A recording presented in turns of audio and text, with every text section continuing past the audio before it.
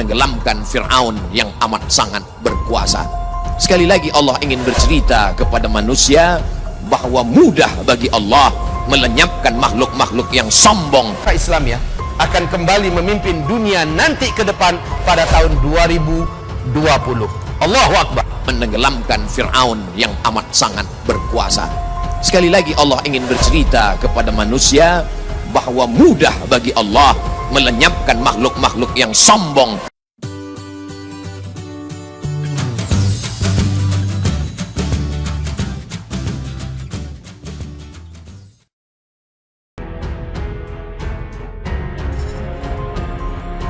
Partai Nasionalis Hindu BJP kalah telak, masyarakat menari di jalanan.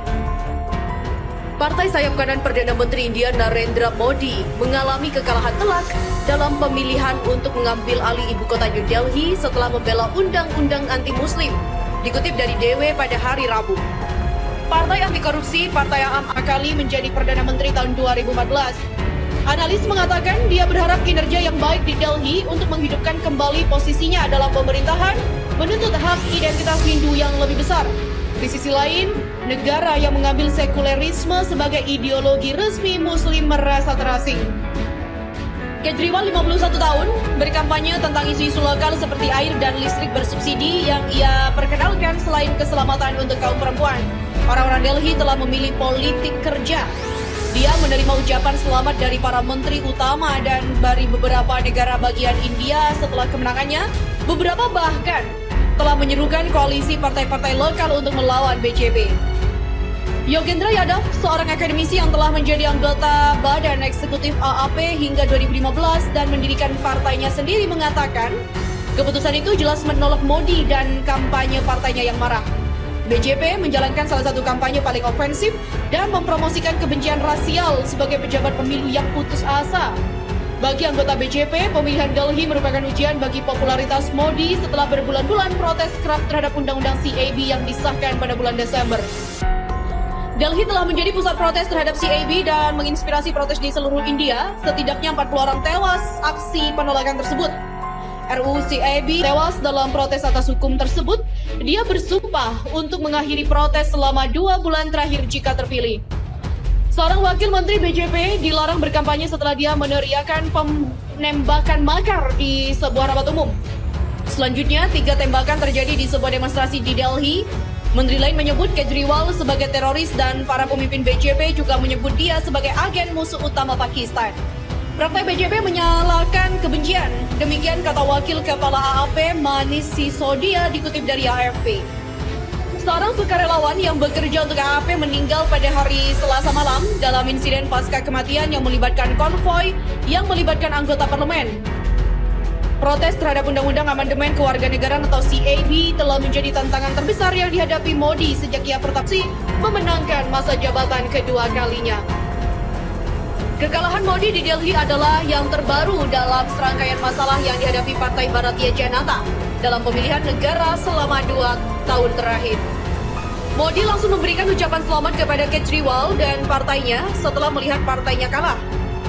Sementara di akun Twitternya, dia menuliskan, berdoalah untuk yang terbaik dalam mencoba memenuhi aspirasi rakyat Delhi. BJP menggunakan pemilihan lokal untuk mendapatkan dukungan atas undang-undang kontroversial yang melonggarkan kewarganegaraan bagi minoritas dari Bangladesh, Pakistan, dan Afghanistan kecuali untuk Muslim. Setidaknya 25 orang secara luas dipandang sebagai diskriminatif terhadap Muslim yang membentuk hampir 15% dari populasi 1,3 miliar India. Orang-orang Muslim khawatir bahwa undang-undang itu dapat digunakan bersama dengan usulan Daftar Warga Nasional atau NRC yang diusulkan untuk menghilangkan hak mereka. Para kritikus mengatakan, Undang-Undang CAB yang mempercepat kewarganegaraan bagi non-Muslim dari 3 negara tetangga bertentangan dengan konstitusi sekuler negara tersebut.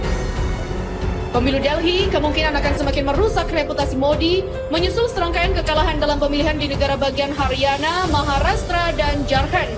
Analis politik percaya bahwa keputusan penting Delhi dapat menjadi peringatan bagi BJP untuk menilai kembali strateginya mengingat pemilihan majelis mendatang di Bihar dan Benggala Barat. Hal itu adalah kampanye pemilihan paling kotor yang pernah disaksikan dalam sejarah pemilihan India. Demikian kata analis politik Suhendra Kulkarni kepada DW.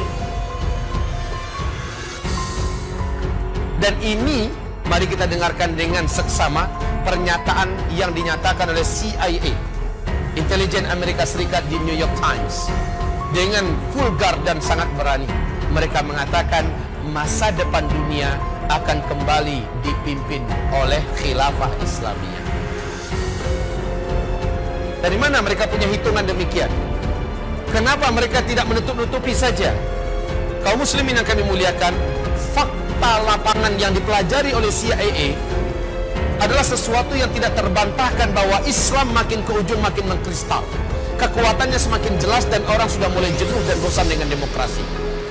Orang sudah mulai tidak percaya dengan kepemimpinan ala barbar barat dan kepemimpinan gagal timur, dan orang melihat peradaban yang benar-benar kuat dan sudah siap untuk kembali memegang tampuk kekuasaan di muka bumi adalah Islam. Makanya, dan yang paling menakjubkan Pak, mereka berani menyebutkan tahun start khilafah Islamiyah ini. Mereka mengatakan khilafah Islamiyah akan kembali memimpin dunia nanti ke depan pada tahun 2020. Allahu Akbar. Jika yang mereka katakan benar, KGB Rusia, intelijen Rusia memiliki penilaian sedikit berbeda tapi pada hakikatnya sama. Apa kata KGB Rusia? Masih di New York Times. Khilafah Islamiyah masa-masa jayanya di kedepan hari di bumi ini, di dunia ini adalah pada tahun 2025. Lama nggak dari sekarang? Tidak. Ada beda nggak dengan CIA? Kalau kita lihat 7 atau 9 tahun saja, seandainya startnya menurut CIA adalah 2020, masa-masa jaya di 2025, dan masa yang terbentang hanya 9 tahun paling lama, masuk nggak? Ada kecocokan yang mirip antara CIA dengan KGB. Tapi kita tidak diperintahkan beriman dengan pernyataan orang-orang kafir itu. Ya, cukup sekedar dengar dan tahu. Hanya ketika Allah berfirman di Al-Quran surat An-Nur, inilah yang kita imani. Setuju? Allah menjamin di dalam surat An-Nur bahwa bumi dan seluruh manusia akan kembali dipimpin oleh khilafah Islamiyah. Kita beriman. Sebagaimana hadis ini juga kita imani. Pada akhirnya bumi akan kembali dipimpin oleh khilafah Islamiyah. Ta'ummul arda, yang meliputi seluruh permukaan bumi. Sekarang, berapa lama terbentang jarak antara Nabi Muhammad diutus dengan wafatnya seluruh umat Islam? Ada hadisnya. Tetapi hadis ini lemah, dhaif. Bahkan ada yang statusnya dhaif jiddan. Namun ingat, adab sebagai umat Nabi Muhammad, sekalipun itu adalah hadis dhaif, dia masih masuk dalam hitungan hadis ahad. Hadis ahad itu levelnya yang tertinggi adalah sahih, di bawahnya adalah hasan, yang terbawah adalah dhaif. Baik kaum muslimin, hadis dhaif Nabi menceritakan cukup sekedar untuk kita tahu, tetapi kita bina akidah di atasnya tidak. Kita jadikan sebagai hujah juga tidak. Sekedar tahu, it's okay. Ya, apa kata Rasulullah SAW? Sejak beliau diutus sebagai Nabi dan Rasul sampai wafat serentak umatnya di muka bumi ini, umur umatku yang Allah sediakan adalah umur umat Yahudi dikurangi dengan umur umat Nasrani. Dalam sejarah umur umat Yahudi hanya 2000 tahun, dan umur umat Nasrani dalam sejarah hanya 600 tahun. Silakan dikurangi 1400, berarti inilah umur umat Nabi. Ustadz, sekarang kita di tahun Hijriah sudah 1438 loh Pak Ustadz. 1438. Ini 1400. Tunggu dulu, belum selesai. Hadis yang lain masih dari Abu Daud, dan ini turutnya, jalurnya banyak.